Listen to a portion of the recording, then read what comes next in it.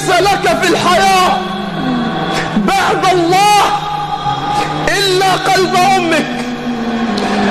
الصحاب يخونون والأقارب يغدرون والناس تنساك، لكن الوحيدة التي تبقى مكانها تنتظر رجوعك ولو طالت السنين هي أمك. لو طالت بك السنين هي أمك، فهي مطعم إذا جعت، وهي مستشفى إذا مرضت، وهي مدرسة إذا أردت أن تتعلم. هي مطعم إذا جعت، وهي مستشفى إذا مرضت، وهي مدرسة إذا أردت أن تتعلم شيئا في الحياة. إذا قست عليك الحياة